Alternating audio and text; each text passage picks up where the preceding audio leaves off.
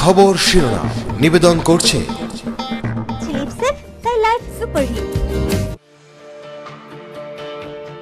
বাণিজ্যনগরী মুম্বাইতে বর্ষার তাণ্ডব। ইতিমধ্যে নগরবাসীকে বাড়ির বাইরে না বেরোনোর পরামর্শ দিয়েছে বিএমসি। শুক্রবারও মুম্বাইয়ে ভারী বৃষ্টির পূর্বাভাস দিয়েছে আবহাওয়া দপ্তর। শুক্রবার থেকে ভারত সহ পৃথিবীর সব স্থানে শুরু হলো মুসলিমদের মাহে রমজান। মাহে রমজান মাসের 30 দিনে প্রতিদিনই সূর্যোদয় থেকে সূর্যাস্ত পর্যন্ত রোজা পালন করবে মুসলিম ধর্মাবলম্বীরা।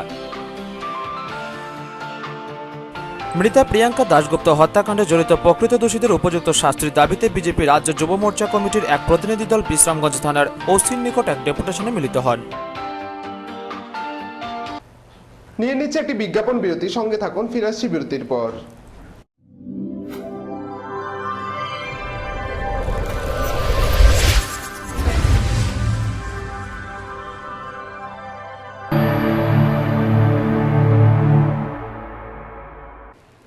বিরতির পর স্বাগত। এখন খবর বিস্তারিত।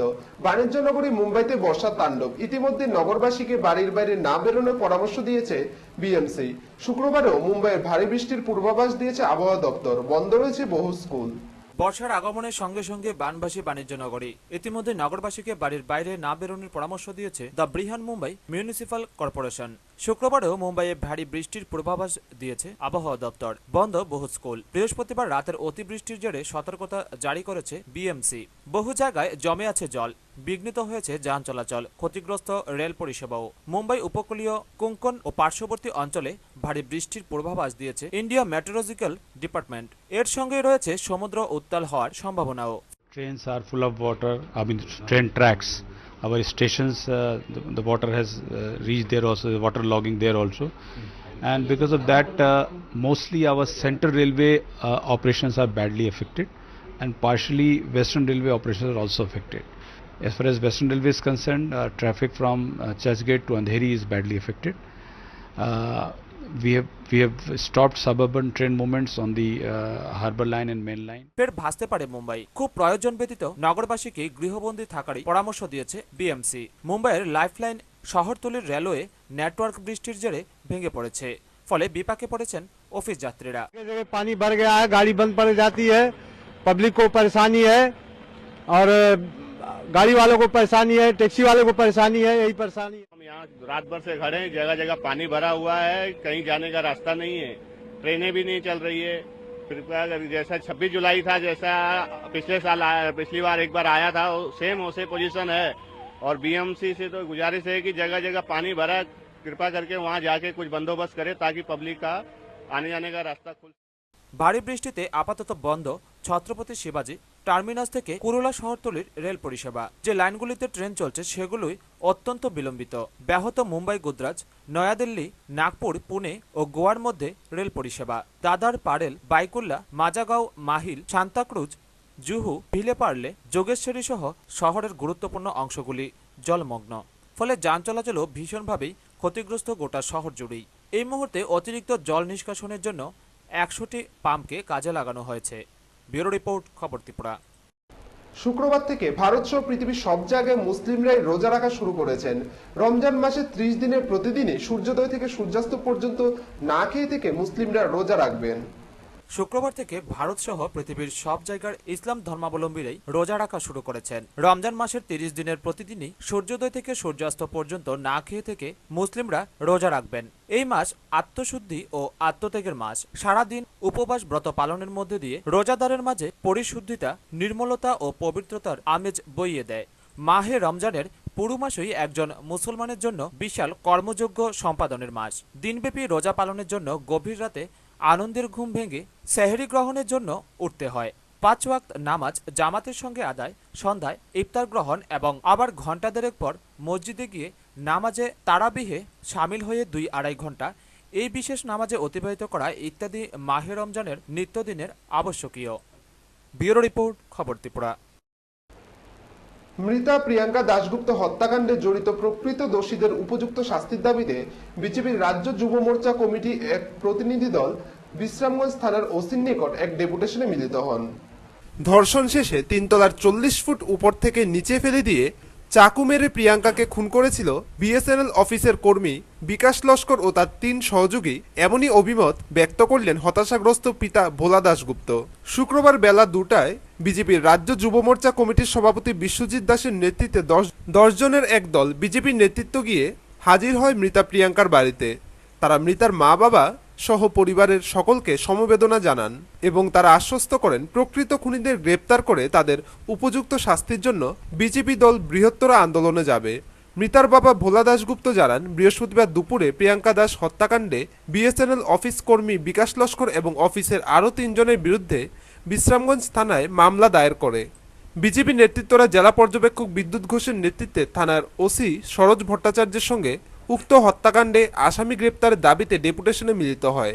ওসি জানান, মামলার আইও তাপস দাস ভারতীয় দণ্ডবিধির 342, 376, 302 ও 34 আইপিসি ধারার মামলা রুজু করে তদন্ত শুরু করেছে। তিনি আরও জানান, ময়নাতদন্তের রিপোর্ট হাতে এলে প্রকৃত রহস্য বেরিয়ে আসবে। একদম এবং সঙ্গে সঙ্গে আমি স্পটে গেছি, ব্লাড কালেকশন থেকে এভরি এভিডেন্স কালেকশন যেগুলো পরে নষ্ট হওয়ার চান্স থাকে এগুলো আমি কালেক্ট করছি।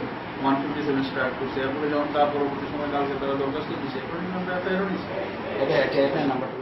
এটা পেছনে নিশ্চয়ই কোনো একটা উদ্দেশ্যপ্রণোদিত ঘটনা হয়েছে। আমার মনে হয় এই বিএসএনএল এর অফিসে যারা কাজ করছে তারা এই মেয়েটাকে জোরপূর্বক তুলে নিয়ে তাকে গ্যাংরেপ করে তাকে হত্যা করেছে এভিডেন্স গোপন করার জন্য। আমরা চাই এবং এই পরিবার একটা গরিব পরিবার, এই মেয়েটা এই যে ঘটনা ঘটেছে তার জন্য এই এলাকাবাসী চায় এটা যেন একটা সুষ্ঠু বিচার হয় এবং আমরা চাই, ভারতীয় জনতা পার্টি চায় যারা এই ন্যাক্কারজনক ঘটনা করেছে তাদের যেন দৃষ্টান্তমূলক শাস্তি হয়। গ্যাংরেপের জন্য ব্যুরো রিপোর্ট, খবর ত্রিপুরা। নিয়ে নিচ্ছে আবার একটি বিজ্ঞাপন বিরতি, সঙ্গে থাকুন।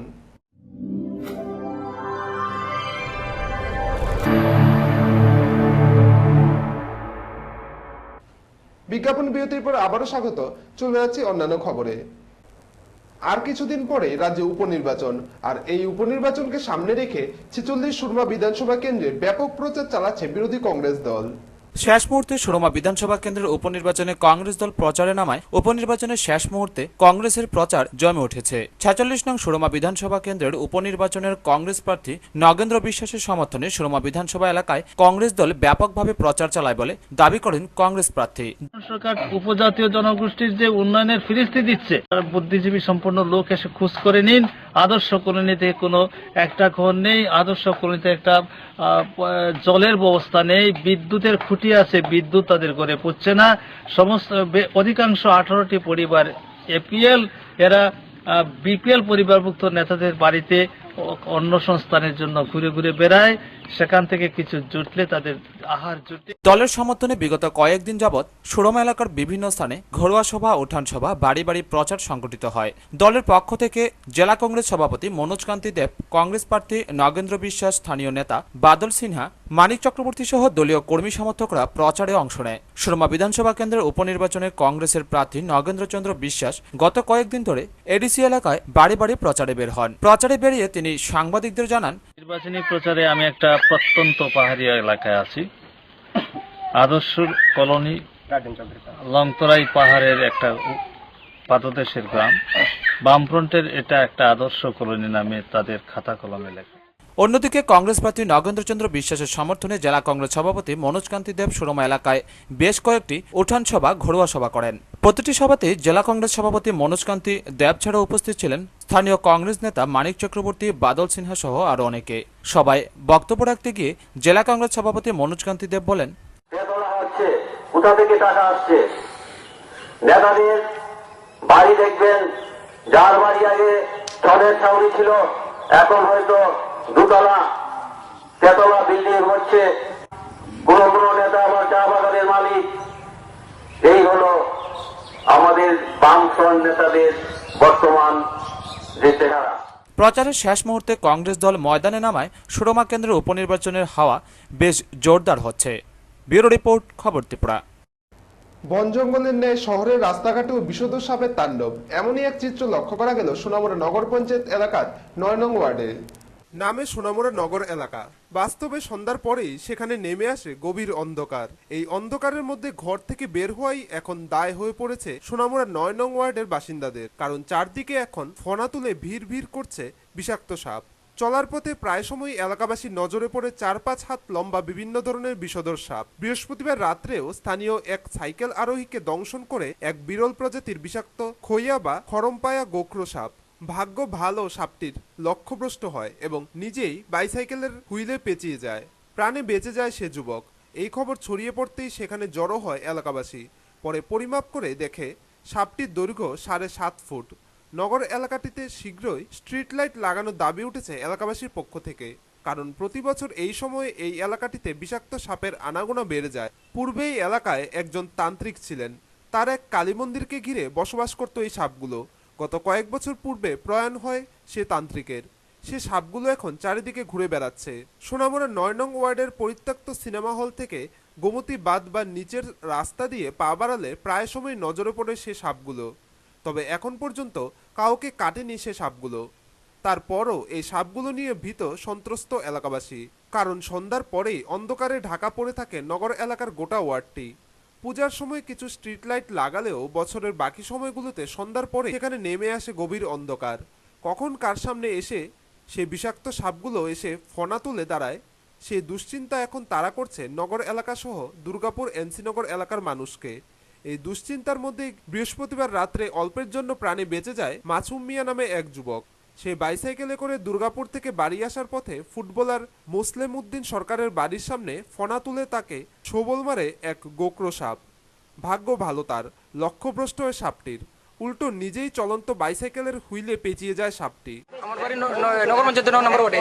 আমি এখন দুর্গাপুর থেকে আসার সময় এই নগর পঞ্চায়েত ৯ নম্বর ওয়ার্ডে মোসলেম উদ্দিনের বাড়ির সামনে কিন্তু স্ট্রিট লাইট না থাকার কারণে সাইকেল নিয়ে আসার সময় দেখি সাইকেলের চাকার মধ্যে একটা কি জানি ফাঁসেছে। হঠাৎ দেখতে পাই যে বিরাট বড় এক দাঁড়া সাপ। আমি আতঙ্কের ভয় পাইয়া সাইকেল ফালাই দিয়ে সাইডে বসে আসার পরে এরপর আরেকজন থেকে লাইট নিয়ে টিপ দিয়ে দেখি যে বিরাট বড় এক সাপ। এই যে নগর পঞ্চায়েতের স্ট্রিট লাইট না থাকার কারণে, যদি স্ট্রিট লাইট থাকতো কিন্তু এই যে এত বড় একটা বিপদ, মানে যে কোনো মুহূর্তে আমার পায়ের মধ্যে এটা সবল দিতে পারতো, কিন্তু উপরওয়ালা বাঁচাইছে। যদি স্ট্রিট লাইট থাকতো এই যে এত বড় দুর্ঘটনা না কত দূর থেকে সাপটা দেখা যেত। তাই একটা অনুরোধ নগর পঞ্চায়েতের কাছে এবং ইলেকট্রিক দপ্তরের কাছে, ৯ নম্বরের ওয়ার্ডের যে লাইটগুলো জ্বলছে না, ইমিডিয়েটলি যাতে ঠিক করে। এখানে আজ মিনিমাম মাসখানিক স্ট্রিট লাইট কোনো জ্বলতেছে না এই রোডে। এখন বর্ষা সিজন, এটা কি এর চেয়ে আরো বড় বড় সাপের চলাফেরা রাস্তার এই সাইড থেকে ওই সাইড। কিছুদিন আগে রাত্রে আমি যাওয়ার সময় আমার মোটরসাইকেল চাকার তলা আরো বড় একটা পড়তে ছিল, কিন্তু আমার মোটরসাইকেলের লাইট থাকার কারণে ওই দিনকে বিপদের থেকে রক্ষা পাওয়া গেছে। কিন্তু আজকে বাইসাইকেল হওয়ার কারণে কিন্তু এত বড় একটা সাপ সাইকেলে ফেসে গেছে, দেখা গেছে না। কিন্তু যখন চাকা ঘুরছে না, তখন নিচে পড়ে গেছে, পড়ানোর পর সাপটা দেখা গেছে। পরে জড়ো হয় এলাকার মানুষ।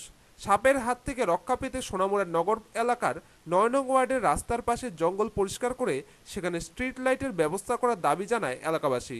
বর্ষা সিজন খুব জঙ্গল, রাস্তার দোনো সাইডে খুব জঙ্গল, কিন্তু এখন জঙ্গলও বেশি কিন্তু সাপের আনাগোনাও বেশি। নগর পঞ্চায়েত এবং ইলেকট্রিক দপ্তরের কাছে আমাদের অনুরোধ যত জলদি আমাদের এই স্ট্রিট লাইটগুলো যাতে ব্যবস্থা করে দেয়। নৈরাত শ্রমিকের রিপোর্ট, খবর ত্রিপুরা। 2013-14 এবং 2014-15 শিক্ষাবর্ষে খোয়াই ডিরোজিও মিশন স্কুলের কৃতি ছাত্রছাত্রীদের সংবর্ধিত করা হল বুধবার। দুই শিক্ষাবর্ষে মোট 22 জন ছাত্রছাত্রীদের হাতে স্মারক তুলে দেন ত্রিপুরা বিধানসভার মুখ্য সচেতক সমীর দেব সরকার।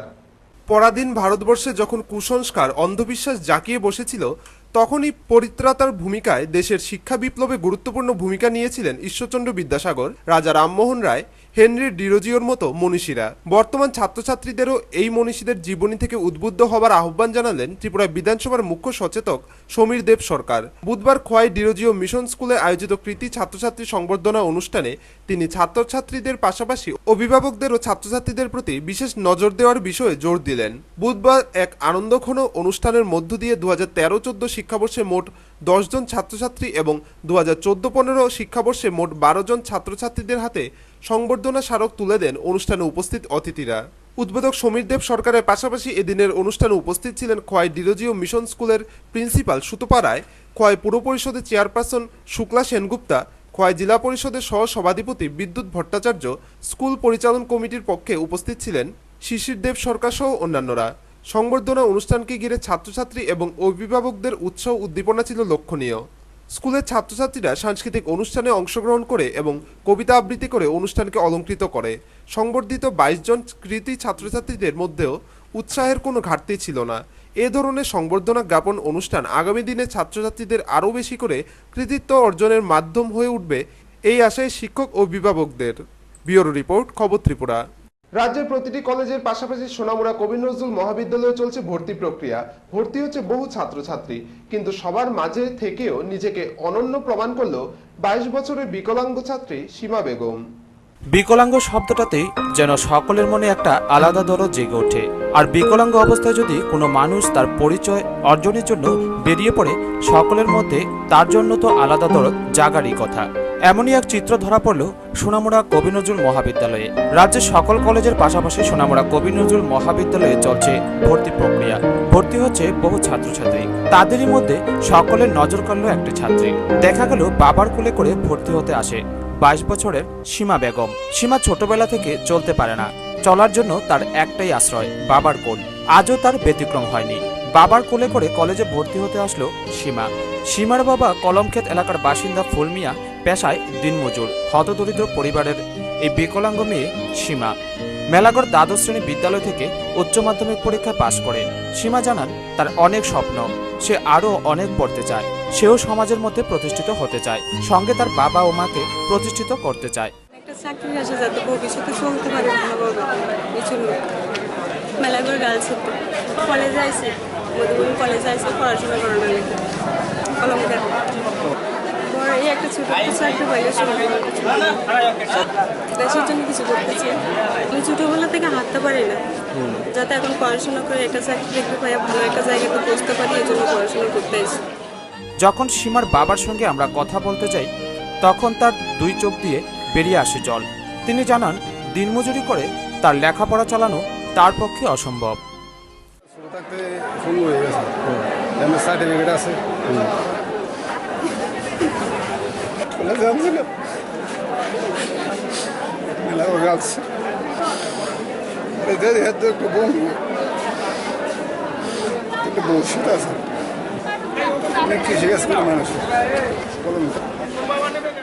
তবে যে যাই বলুক না কেন, সীমা তার চোখে বহু স্বপ্ন নিয়ে বেরিয়ে পড়ল এই নিষ্ঠুর দুনিয়ায়। এখন এটাই দেখার এই সভ্যদের দুনিয়ায় কতটুকু বাস্তবায়িত হবে সীমার দেখার স্বপ্ন। টুটন চৌধুরীর রিপোর্ট, খবর ত্রিপুরা। আবারও ধরা পড়ল এক বুনো হাতি। উদয়পুরের কিল্লা থানাধীন 18 ভোলা গভীর জঙ্গল থেকে ধরা পড়ল ওই বুনো হাতি। পরে ওই বুনো হাতিটিকে নিয়ে যাওয়া হয় সিপাহীজলা অভয়ারণ্যে। উদয়পুরের কিল্লা থানাধীন 18 ভোলার গভীর জঙ্গল থেকে ধরা পড়ল বনু হাতি। এই বনু হাতিটিকে বহু চেষ্টা করে ধরে টেপানিয়া ইকো পার্কে নিয়ে আসা হয়, পরে সিপাহীজলা অভয়ারণ্যে পাঠানো হয় এই বনু হাতিটিকে। প্রসঙ্গত, এই বনু হাতিটি 4-5 মাস আগে লুংতাংছড়া এলাকায় হানা দিয়ে প্রচুর জিনিসপত্র নষ্ট করেছিল। এরপর বনকর্মীরা এটিকে গভীর বনে তাড়িয়েও দিয়েছিল। এরপর আবার মাস 2 আগে রাজনগর এলাকায় হানা দিয়ে আবারও বনে লুকিয়েছিল। এরপর কিছুদিন ঠান্ডা থাকার পর আবার পুনরায় কিল্লার 18 ভোলা এলাকার বিভিন্ন জনপদে মানুষের ফসল ও বাড়িঘরে ঢুকে নানা জিনিসপত্র নষ্ট করছিল। গত 13 জুন থেকে গোমতী জেলার জেলা বন আধিকারিক ডব্লিউ ভুটিয়া এবং অতিরিক্ত ডিভিশনাল বন আধিকারিক রতন দাস প্রায় 50 জন বনকর্মীকে সঙ্গে নিয়ে এবং সিপাহীজলা থেকে প্রশিক্ষণপ্রাপ্ত 2টি হাতি, যাদের মধ্যে একটি মহিলা হাতি এবং আরেকটি পুরুষ হাতি যার নাম মতিলালকে নিয়ে অভিযান চালানো হয়। এই অভিযান সম্পর্কে জানান জেলা বন আধিকারিক ডব্লিউ ভুটিয়া। আমরা খবর পেলাম এটা 5-6 দিন আগে থেকে একটা আমরা কিল্লা টিসি বাড়ি এলাকাতে ঢুকেছে বলে আমরা পাবলিক থেকে জানতে পারলাম।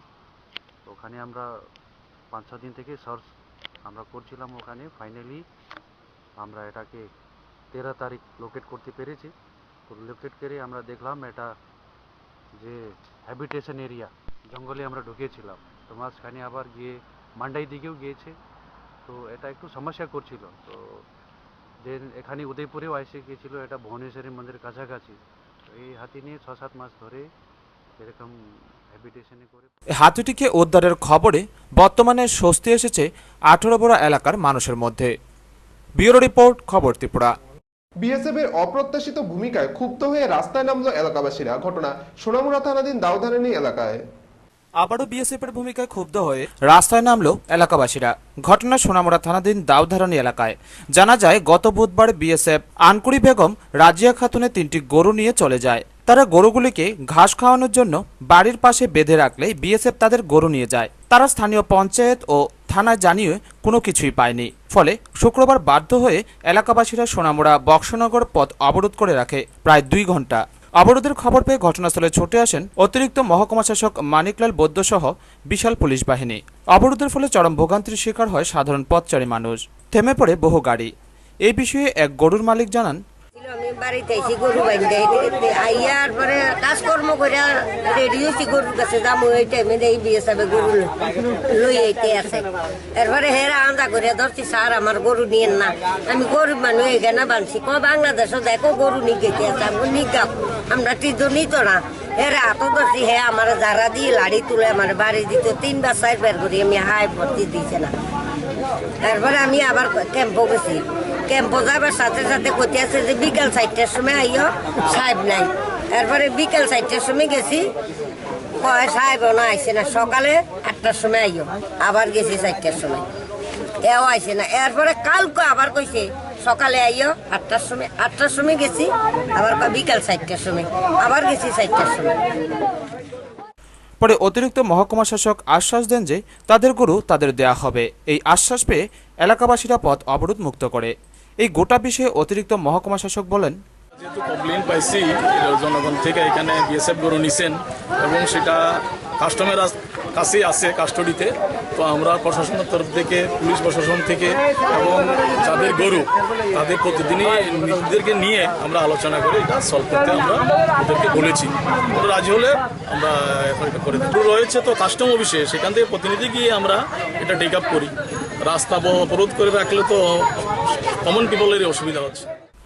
তবে যেই যাই বলুক না কেন, বিএসএফের এই হীন ভূমিকায় ছিছি রব পড়েছে গোটা এলাকা জুড়ে। ব্যুরো রিপোর্ট, খবর ত্রিপুরা। রাজনগরে শুরু হলো তফসিলি অংশের 20 জন মহিলাকে নিয়ে 3 মাসের সেলাই তথা টেলারিং প্রশিক্ষণ কেন্দ্র। এর উদ্বোধন করেন বিধায়ক সুদন দাস। তফসিলি অংশের 20 জন মহিলাকে নিয়ে 3 মাসের সেলাই তথা টেইলারিং প্রশিক্ষণ কেন্দ্র শুরু হলো রাজনগরে। বুধবার সন্ধ্যায় রাজনগর ব্লক চত্বরে কেন্দ্রটির উদ্বোধন করেন বিধায়ক সুদন দাস। তফসিলি জাতি কল্যাণ দপ্তর থেকে 10টি সেলাই মেশিন কিনে দেওয়া হয়েছে এখানে। প্রতি মাসে শিক্ষার্থীরা 800 টাকা করে স্টাইপেন্ড পাবেন বলেও জানান বিডিও বিপুল দাস। এখানে আজকে প্রথম পর্যায়ে 20 জনের ট্রেনিং শুরু করছি। ট্রেনিং যারা করবেন তাদেরকে মাসে 800 টাকা করে 3 মাসে স্টাইপেন্ড দেওয়া হবে। 3 মাসের ট্রেনিং। আর যিনি প্রশিক্ষক থাকবেন ওনাকে মাসে 5000 টাকা করে প্রশিক্ষণ দেওয়ানোর জন্য দেওয়া হবে। উদ্বোধক সুদন দাস জানান, ভবিষ্যতে ড্রাইভিং, মোবাইল রিপেয়ারিং সহ এ ধরনের বৃত্তিমূলক আরও প্রশিক্ষণের ব্যবস্থা করা হবে বিএডিপি থেকে। তিনি বলেন, পরে সেলাই মেশিনও দেওয়া যায় কিনা সেই ব্যাপারে আমরা চিন্তা ভাবনা করছি। আরেকটা প্রকল্প সেখানে আছে বিএডি, বর্ডার এরিয়া ডেভেলপমেন্ট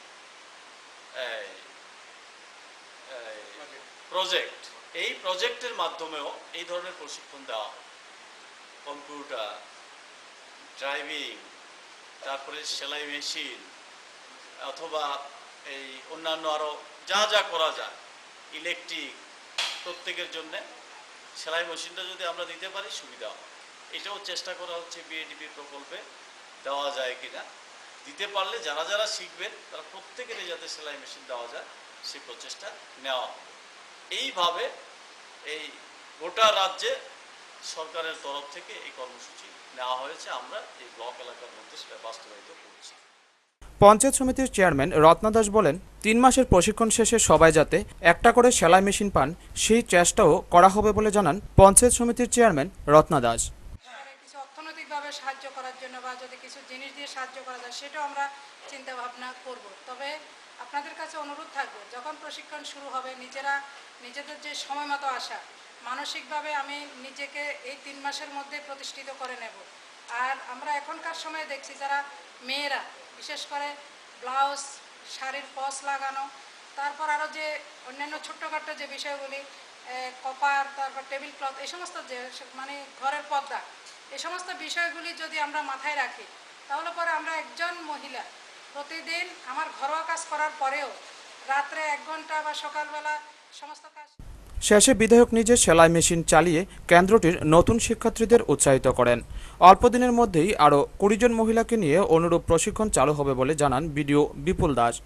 অন্যান্যদের মধ্যে অনুষ্ঠানে উপস্থিত ছিলেন পঞ্চায়েত এক্সটেনশন অফিসার সাধন চন্দ্র সরকার, অমৃতলাল দাস, নিরঞ্জন রায় প্রধান, ধীরেন্দ্র কুমার দাস, 2 উপপ্রধান ধীরেন্দ্র সরকার ও অজিত দাস সহ অন্যান্যরা। ব্যুরো রিপোর্ট, খবর ত্রিপুরা। কুলুবাড়ি দ্বাদশ শ্রেণী বিদ্যালয়ে 2015 সালের মাধ্যমিক এবং উচ্চ মাধ্যমিক পরীক্ষায় যে সকল ছাত্রছাত্রীরা প্রথম এবং দ্বিতীয় বিভাগে উত্তীর্ণ হয়েছে তাদের সংবর্ধনা দেওয়া হয় বিদ্যালয় প্রাঙ্গণে। এদিন উপস্থিত ছিলেন সিপাহীজলা জেলা পরিষদের সদস্য শামসুল হক সহ অন্যান্য বিশিষ্টজনেরা। কুলবাড়ি দ্বাদশ শ্রেণী বিদ্যালয়ে 2015 সালের মাধ্যমিক এবং উচ্চ মাধ্যমিক পরীক্ষায় যে সমস্ত ছাত্রছাত্রী প্রথম এবং দ্বিতীয় বিভাগে উত্তীর্ণ হয়েছে তাদের সংবর্ধনা দেওয়া হয় শুক্রবার বিদ্যালয় প্রাঙ্গণে। উক্ত সংবর্ধনা অনুষ্ঠানে উপস্থিত ছিলেন সিপাহীজলা জেলা পরিষদের সদস্য শামসুল হক, বক্সনগর পঞ্চায়েত সমিতির সদস্য শোভা মিয়া, বিদ্যালয় পরিচালন কমিটির চেয়ারম্যান আবুল কাসেম, কুলবাড়ি পঞ্চায়েত প্রধান হুমায়ুন মিয়া, বিদ্যালয়ের সহকারী প্রধান শিক্ষক হুমায়ুন মিয়া, এলাকার অভিভাবক প্রফুল্ল নম সহ বিদ্যালয়ের শিক্ষক শিক্ষিকারা। অনুষ্ঠানে ছাত্রছাত্রীদের উদ্দেশ্যে বক্তব্য রাখতে গিয়ে জেলা পরিষদের সদস্য শামসুল হক বলেন, আমি দেখেছিলাম একটা কমিশনের একটা সুপারিশে, শিক্ষার উপর তো অনেক কমিশন হয়েছে, কমিশনের একটা সুপারিশে সেখানে আমি পেয়েছিলাম 180 দিন যদি একটা ছাত্র বা ছাত্রী যদি বিদ্যালয়ে যদি উপস্থিত হয়, তার পঠন পাঠনে তার যদি মনোযোগ যদি সেখানে যদি থাকে, এই ছাত্রছাত্রীকে কেউ আটকে রাখতে পারে না। বিদ্যালয়ে আসছি পঠন পাঠনের জন্য নিজের জীবনে একটা অন্যতম সময় নিজেকে সেখানে তৈরি করা, লেখাপড়া, এই যে বিদ্যালয়ে আসছি আর যাচ্ছি এই জায়গার মধ্যে সীমাবদ্ধ না রেখে। পঞ্চায়েত সমিতির সদস্য শোভা মিয়া বলেন, সরকারি প্রধান শিক্ষক আছেন, উনি ওরা আজকের স্কুলের যে রেজাল্ট সেই রেজাল্টটা বলে ধরছেন।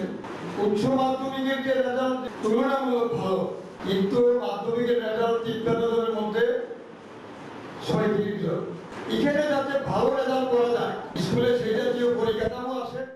অনুষ্ঠানে 17 জন ছাত্রছাত্রীদের হাতে কলম ও বই দিয়ে সংবর্ধনা দেন অতিথিরা। এদিনের এই সংবর্ধনা অনুষ্ঠানকে কেন্দ্র করে বিদ্যালয়ের ছাত্রছাত্রীদের উপস্থিতি ছিল লক্ষণীয়। রতন দাসের রিপোর্ট, খবর ত্রিপুরা।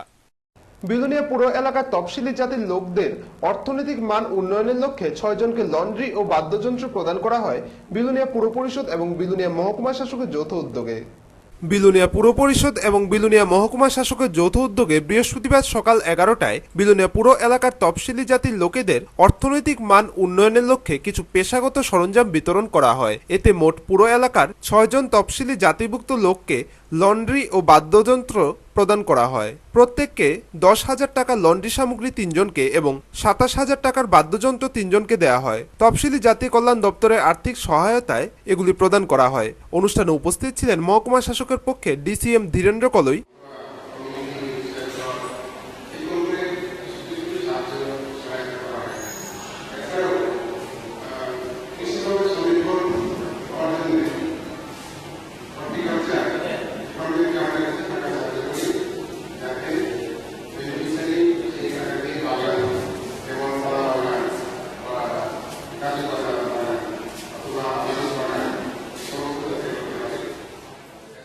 এছাড়াও ছিলেন ভাইস চেয়ারম্যান সুবল দে, তরণী বণিক, মানব রায় প্রমুখ। সভাপতিত্ব করেন দীপঙ্কর সেন।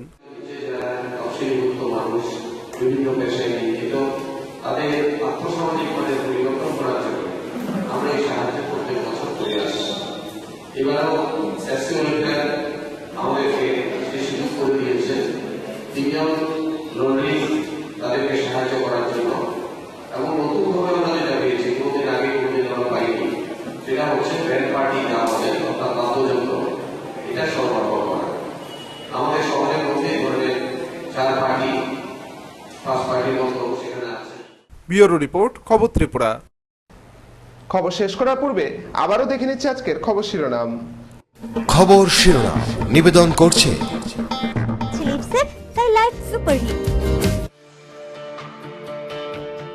বাণিজ্যনগরী মুম্বাইতে বর্ষা